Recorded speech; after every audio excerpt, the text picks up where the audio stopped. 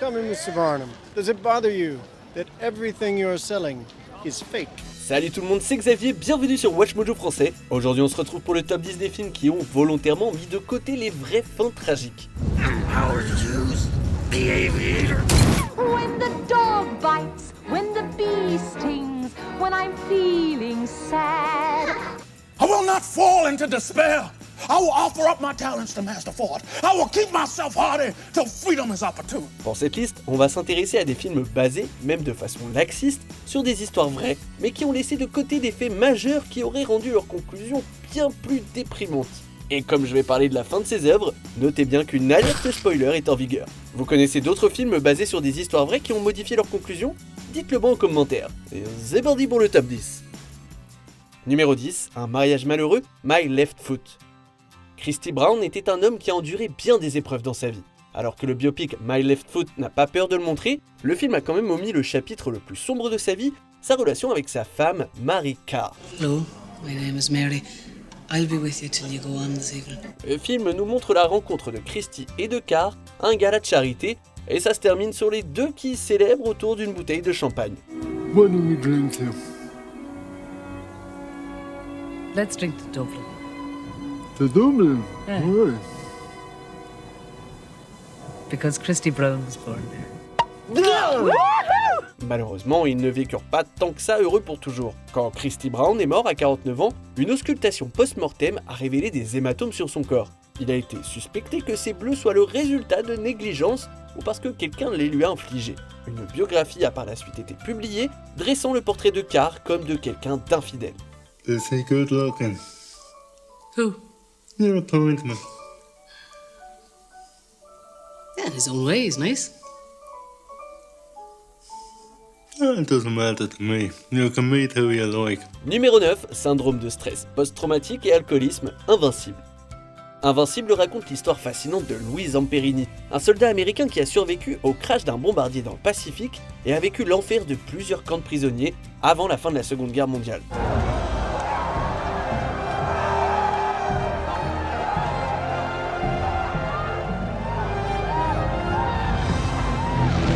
Malheureusement, comme c'est le cas pour beaucoup de vétérans, Zamperini a été atteint de stress post-traumatique pendant des années après être revenu chez lui. Il souffrait de cauchemars si intenses, où il se confrontait à ses geôliers, qu'une nuit il s'en est pris à sa femme avant de retrouver ses esprits.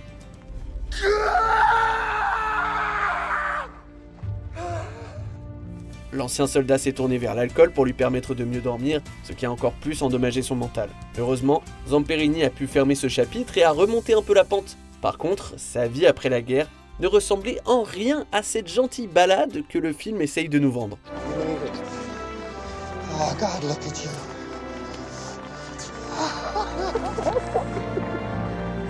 Numéro 8, Quartier général nazi, La mélodie du bonheur. The hills are alive with the sound of music. En chantonnant l'air joyeux de La mélodie du bonheur, ça ne nous vient pas tout de suite à l'esprit de penser à des nazis vivant dans la vallée. C'est pourtant la triste réalité.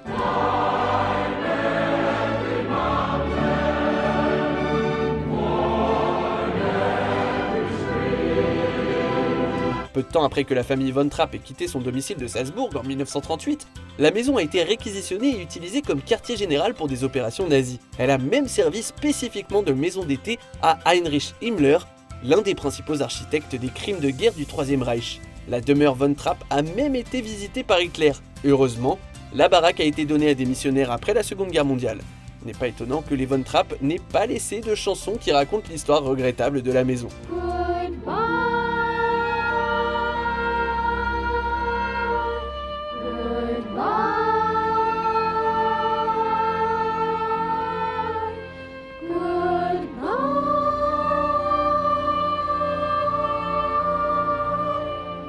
Numéro 7, une fin de vie bien glauque, Aviator.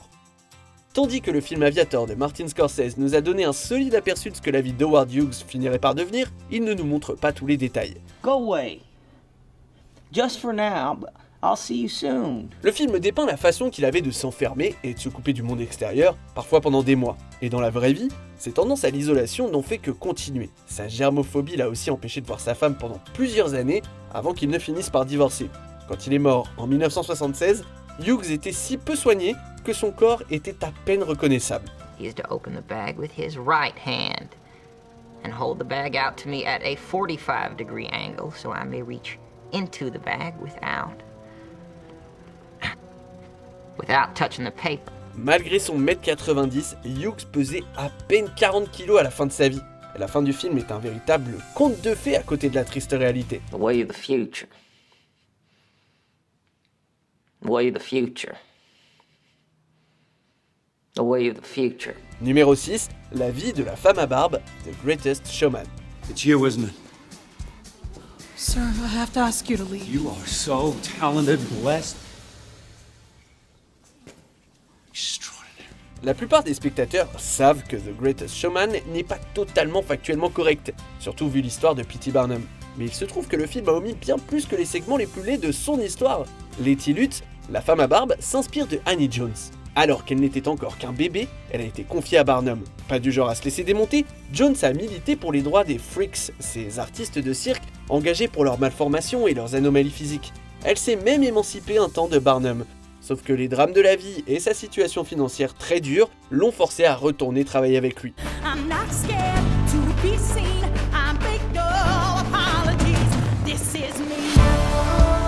Jones a succombé à la tuberculose à seulement 37 ans, et on est bien loin de la grande et heureuse famille que la fin du film suggère. Maybe you are a fraud. Maybe it was just about making a buck. But you gave us a real family. Numéro 5, un licenciement, le plus beau des combats. Le plus beau des combats est une véritable histoire inspirante, celle de l'union face aux divisions culturelles et de couleurs de peau. Sauf que tous ceux impliqués n'étaient pas si infaillibles que ça. We will be perfect in every aspect of the game. You drop a pass, you run a mile. You miss a blocking assignment, you run a mile. You fumble the football, and I will break my foot off in your John Brown hind parts. 8 ans après avoir mené l'équipe de football américain du lycée de T.C. Williams pour la première fois avec des étudiants noirs, l'entraîneur Herman Boone s'est fait virer. Et la principale raison pour laquelle il a été remercié, c'est parce qu'il a été accusé de faire du mal à ses propres joueurs. This is no democracy. It is a dictatorship. I am the law. Malgré le choc du licenciement du coach dans la ville d'Alexandria, 3 entraîneurs assistants avaient menacé de quitter l'équipe si Boone gardait son poste. Et c'est ainsi que le plus beau des combats s'est ironiquement fini de la plus moche des façons pour le coach Boone. He did a good job up here. He ran a tough camp from what I can see. Well, I'm very happy to have the approval of a 5-year-old. Numéro 4, facturer la famille d'un musicien qui a perdu sa vie, Titanic. What's the use? Nobody's listening to us anyway. Well, they don't listen to us at dinner either. Come on, let's play. Keep us warm. Orpheus. Ce drame épique a sans conteste bien cerné les plus gros aspects de la tragédie. Après que le RMS Titanic a coulé, plus de 1500 personnes ont perdu la vie. Pourtant, il a laissé de côté une des erreurs les plus honteuses, une erreur qui s'est produite par la suite. L'un des corps retrouvés était celui de Jock Hume, un violoniste qui a courageusement joué avec ses compatriotes alors que le bateau sombrait. Sauf que ses derniers instants pleins de bravoure ont été bafoués. Right, that's it then. Goodbye, Ollie. Good luck. Bye, Bolly. En effet, la société qui employait Hume a eu l'audace d'envoyer une facture à son père pour les dégâts faits au costume que Jock louait au moment du drame. Or, quelle fut la cause de ces dégâts ? Mon petit doigt me dit que ça a un rapport avec le fait que le Titanic est coulé. Bon, fort heureusement, le père de Hume a décidé de ne pas payer la facture. Gentlemen, it has been a privilege playing with you tonight. Numéro 3, ce qui est vraiment arrivé à Pocahontas, Pocahontas, une légende indienne. Ce long métrage d'animation de Disney est connu pour ses imprécisions factuelles, surtout en ce qui concerne la fin. You have to go back. But I can't leave you. You never will. No matter what happens, I'll always be with you. Forever.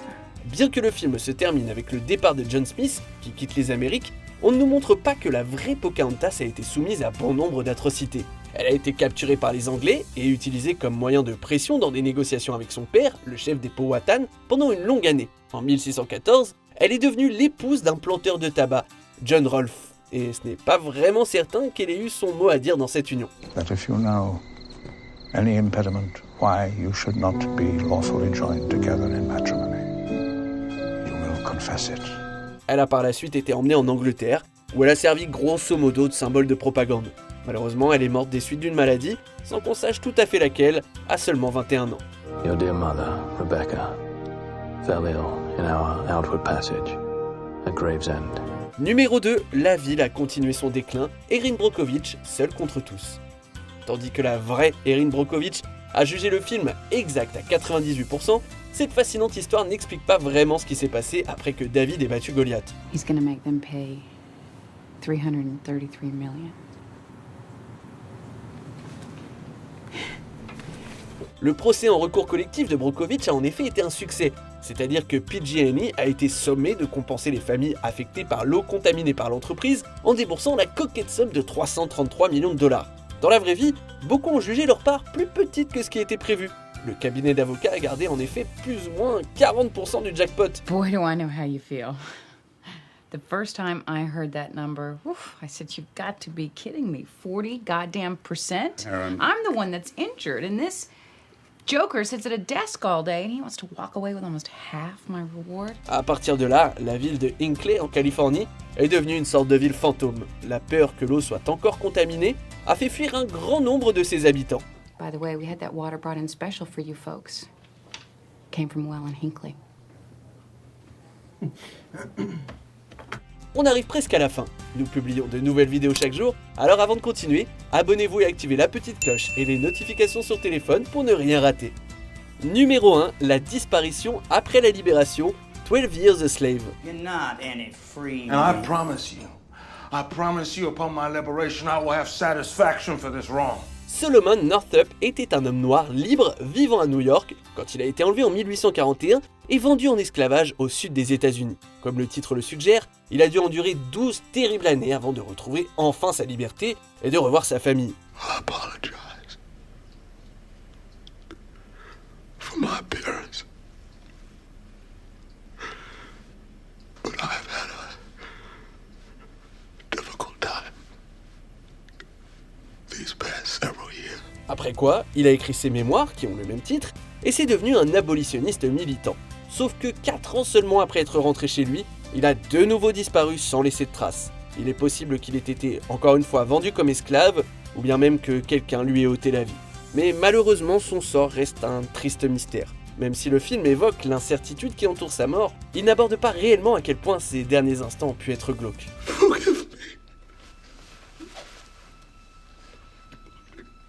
There's nothing to forgive.